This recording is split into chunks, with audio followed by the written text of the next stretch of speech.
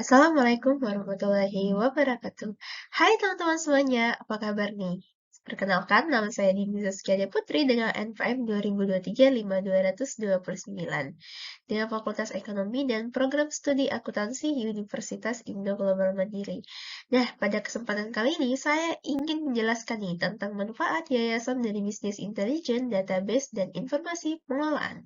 So, langsung aja kita bahas. Pertama adalah pengertian sistem bisnis intelijen atau BI. Bisnis intelijen atau BI merupakan kumpulan teknologi, aplikasi, dan juga praktik untuk mengumpulkan, menganalisis, dan juga menyajikan informasi bisnis.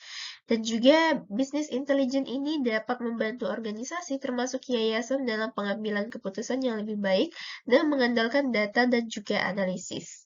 Nah, yang dimana proses mengubah data mentah menjadi informasi yang berguna bagi penggunanya. Melalui pengumpulan, pemrosesan, dan analisis data, organisasi dapat mendapatkan wawasan yang mendalam untuk mendapatkan pengambilan keputusan. Terdapat 3 komponen bisnis intelijen nih. Yang pertama adalah pengumpulan data.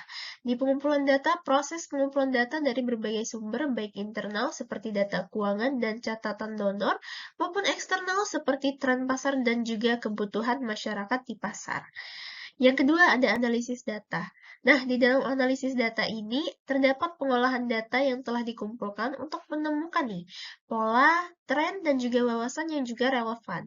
Nah, ini juga termasuk penggunaan statistik dan teknik analisis untuk memahami data. Yang ketiga, ada penyajian laporan. Di penyajian laporan ini, hasil analisis kita itu disajikan dalam bentuk laporan yang mudah dipahami, yang dimana termasuk grafik dan visualisasi lainnya sehingga informasi ini dapat disampaikan secara jelas dan juga gamblang kepada pengambilan keputusan baik itu pihak internal maupun juga pihak eksternal. Nah, adapun juga manfaat yayasan dari bisnis intelijen ini yang pertama adalah efisiensi dalam pengolahan data. Nah, database yang terstruktur memungkinkan yayasan untuk mengelompokkan nih data berdasarkan kategori tertentu seperti donatur, penerima manfaat, dan program yang dijalankan.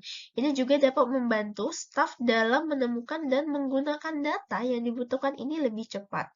Dan juga aksesnya itu lebih mudah ke informasi yang lebih penting. Dengan sistem database yang baik, informasi dapat diakses anggota tim dari berbagai lokasi untuk meningkatkan kolaborasi dan responsif terhadap kebutuhan yang muncul. Yang kedua adalah pengambilan keputusan yang berbasis data.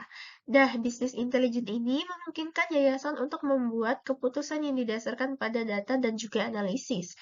Nah, bukan hanya pada institusi, dengan informasi yang akurat, yayasan juga dapat merumuskan nih strategi yang lebih tepat sasaran. Nah, seperti contoh kayak sebuah yayasan kesehatan yang menggunakan data demografis untuk menentukan nih lokasi yang terbaik untuk kampanye vaksinisasi sehingga meningkatkan jumlah peserta yang ikut dalam kampanye ini sendiri. Yang ketiga ada peningkatan kualitas data. Nah, dengan sistem bisnis intelijen ini dapat membantu dalam memastikan bahwa data yang digunakan ini sudah valid atau belum ya. Nah, proses validasi ini dan verifikasi yang terautomatisasi ini dapat mengurangi resiko kesalahan. Seperti ya, Yayasan Pendidikan IGM yang secara rutin nih memperbarui database siswa dan juga mahasiswa dan juga donatur, sehingga memastikan bahwa semua informasi relevan dan tidak ada data yang ketinggalan zaman. Yang keempat ada analisis tren dan juga prediksi. Nah, dengan analisis tren dan juga prediksi dan kemampuan untuk menganalisis data historis, yayasan ini dapat mengidentifikasi tren dan membuat prediksi tentang kebutuhan apa sih yang dibutuhkan masyarakat di masa depan. Ini dapat membantu dalam perencanaan strategis jangka panjang. Seperti contohnya ya teman-teman, yayasan yang bergerak di bidang pemberdayaan perempuan dapat menganalisis data tentang partisipasi perempuan dalam program sebelumnya untuk meramalkan nih kebutuhan pelatihan di masa depan itu bagaimana sih dari gambaran analisis tren dan juga prediksi ini. Nah, Yang terakhir adalah meningkatkan transparansi dan juga akuntabilitas. Dengan laporan jelas dan juga akurat, yayasan itu dapat menunjukkan nih kepada donor dan juga pemangku kepentingan bahwa mereka ini menggunakan dana dengan juga efisien.